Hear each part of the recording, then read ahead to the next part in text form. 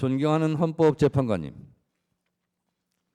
피청구인 윤석열에 대한 헌법과 법률 위반 행위는 두 차례의 준비 절차와 오늘 11차 변론 기일에 이르기까지 엄격한 심리를 거친 서증과 영상, 16명 증인들의 증언에 의하여 충분히 입증되었다고 생각합니다. 이쯤 되면 피청구인은 위헌 위법한 비상계엄에 대해 반성과 성찰을 통해 국민들에게 진정으로 머리 숙여 사과해야 마땅합니다. 사람이라면 양심이 있어야 합니다. 그러나 피청구인은 대국민 사과는커녕 경고성 짧은 계엄이었다느니 아무 일도 일어나지 않았다느니 변명합니다. 이로 인해 국민들은 계엄 선포의 당시의 충격, 그 이상의 충격을 받고 있습니다. 일찍 끝난 계엄이 피청구인의 공로입니까? 사상자 없이 끝난 계엄이 피청구인의 자랑입니까? 계엄의 피해를 그나마 줄일 수 있었던 것은 국회로 달려온 시민들, 계엄군을 막아선 국회 보좌진들, 장갑차를 막아선 시민들 덕분입니다. 본인도 실토했듯이 명백한 불법 명령에 소극적으로 저항했던 군인, 계엄 해제를 위해 목숨 걸고 담을 넘었던 국회의원들의 합작품입니다.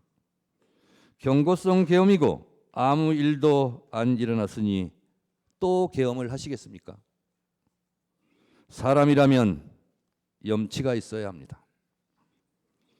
대한민국은 이미 군사 독재와 비상계엄에 대한 아픈 상처를 품고 있습니다. 우리 국민들은 1980년 5월 광주를 핏빛으로 물들였던 전두환 신군부의 비상계엄을 생생히 기억하며 살아가고 있습니다. 왜 찔렀지? 왜 쏘았지? 트럭에 싣고 어딜 갔지? 망월동에 부릅뜬 눈으로 대한민국의 민주주의를 지켜보고 있습니다. 이 광주 학살의 상흔과 그 정신들이 45년 후 내란의 밤 국회를 지켜주었습니다. 노벨문학상 수상자 한강 작가의 말처럼 과거가 현재를 도왔고 죽은 자가 산 자를 구했습니다. 민주헌법 지킴이 헌재 재판관님, 피청구인은 비상계엄 긴급 담화문에서 국회는 범죄자 집단의 소굴이 되었고 자유민주주의 체제 전복을 기도하고 있고 국회가 자유민주주의 체제를 붕괴시키는 괴물이 된 것 같다. 대한민국이 당장 무너져도 이상하지 않을 정도 풍전등화의 운명에 처해 있다.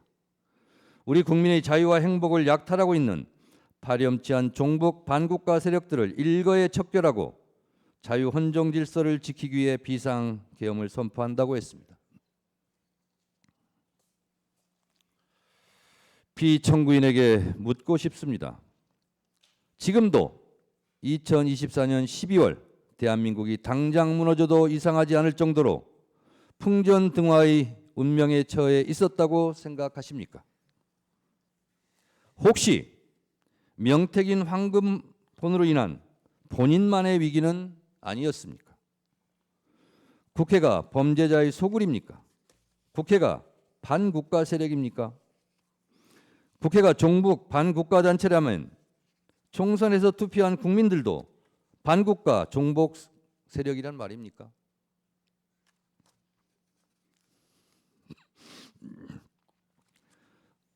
국가 예산 편성권은 행정부에 있고 예산 심의 의결권은 국회의 권한입니다. 용처를 소명하지 못해 국민 혈세 낭비로 지목되었던 검찰 특수활동비를 삭감했다고 계엄을 한다면 과학기술 분야 R&D 예산을 대폭 삭감한 피청구인은 누가 응징해야 합니까? 1%도 되지 않는 국가 예산을 깎았다고 비상계엄을 한다면 매년 비상계엄을 해야 하는데 헌재에서 탄핵이 기각되면 또 비상계엄을 할 작정입니까? 위헌 위법한 고위직 공무원들을 탄핵할 권한은 국회에 있습니다.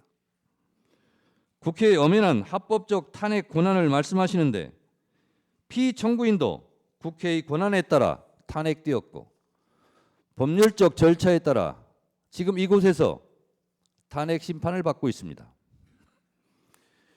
피청구인 역시 헌법과 법률에 따라 20여 차례나 거부권을 행사했지 않습니까? 김건희 특검법, 최혜병 특검법 등 본인과 아내에 대한 이해 충돌이 있는 법안도 다 거부권을 행사하지 않았습니까?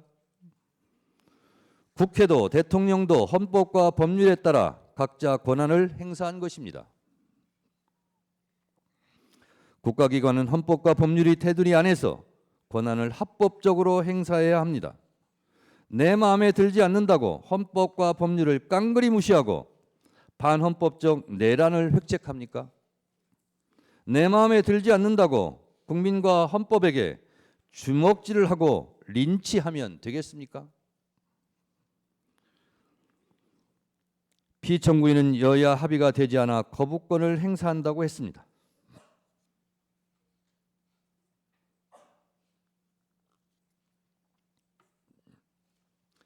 여야 합의는 헌법과 국회법 어느 법에도 존재하지 않습니다. 이런 생각 자체가 반헌법적입니다. 총선 때 한 표라도 한 석이라도 더 얻으려 노력하는 이유는 헌법 제49조에서 규정한 국회 의사결정은 다수결로 하라는 헌법적 명령이 있기 때문입니다. 여야 합의가 법 통과의 전제 조건이라면 이는 총선 민의를 부정하고 왜곡하는 반헌법적 반법률적 언동입니다. 대의민주주의 헌법 부정입니다. 뭐하러 총선합니까? 존경하는 재판관님, 피청구인은 경고성 계엄이고 아무 일도 일어나지 않았다고 가상현실에 있는 사람처럼 말합니다. 본인은 체포 지시를 하지 않았다며 전 국정원 홍장원 1차장과 전 곽종근 특전사령관의 공작이라고 주장합니다.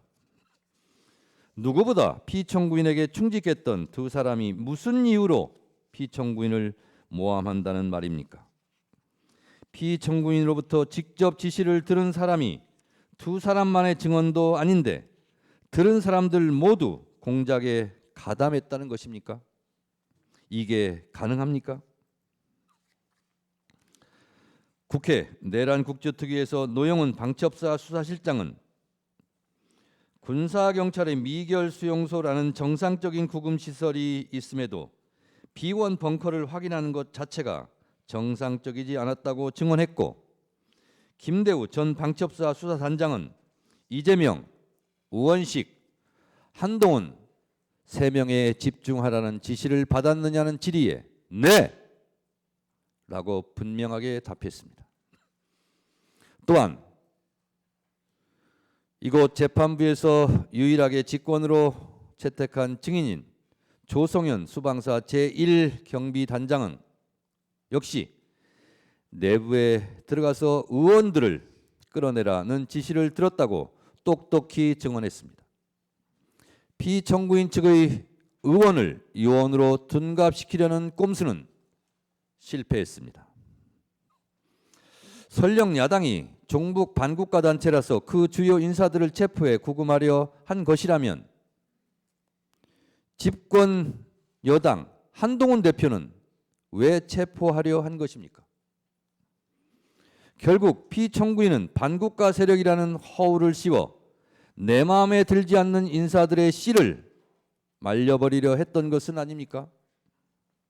이들을 모두 수거하고 영구 집권을 꿈꿨던 것 아닙니까?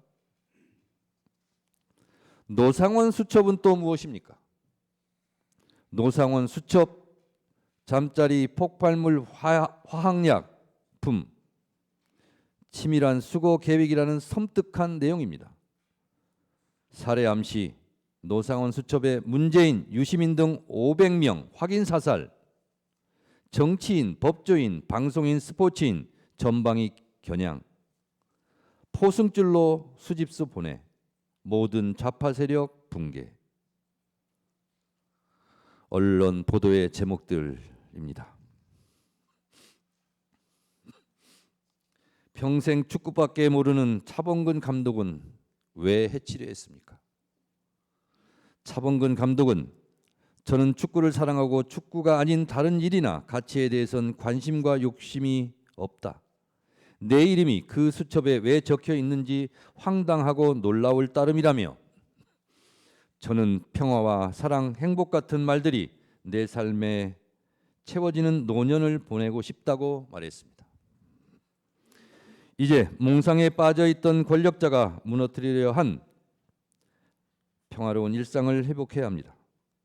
피청구인은 아무 일도 일어나지 않았다고 강변하지만 많은 일이 일어났고 계엄의 피해는 엄청납니다. 국민들은 아직도 내란성 스트레스로 잠 못 들고 서부지법 폭동 사태와 같은 끔찍한 사태를 목도했습니다. 헌법수호의 최후의 보루인 헌법재판소까지 테러 위협을 받고 있습니다. 피청구인이 저지른 내란으로 국민들은 서로 적으로 규정하고 심리적 내전 상태에 빠져 있습니다. 존경하는 헌재 재판관님, 대한민국은 수출로 먹고 사는 나라입니다. 대외 의존성이 높은 경제 구도상 국가 안정이 곧 경제고 평화가 곧 경제입니다. 민주주의 선진국 대한민국을 불안한 시선으로 보고 있는 전 세계에 우리의 민주주의 회복 능력을 보여주어야 합니다. 하루빨리 내란을 극복하고 국정을 안정시키는 것이 그 출발점입니다.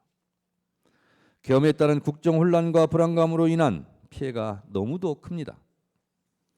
1차 탄핵소추안이 부결된 직후인 12월 9일 코스피와 코스닥은 연중 최저치를 기록했습니다. 계엄 선포 한마디에 시가총액 140조 원이 사라졌습니다. 계엄 이후 환율은 급등했고 내수 경기도 꽁꽁 얼어붙었습니다.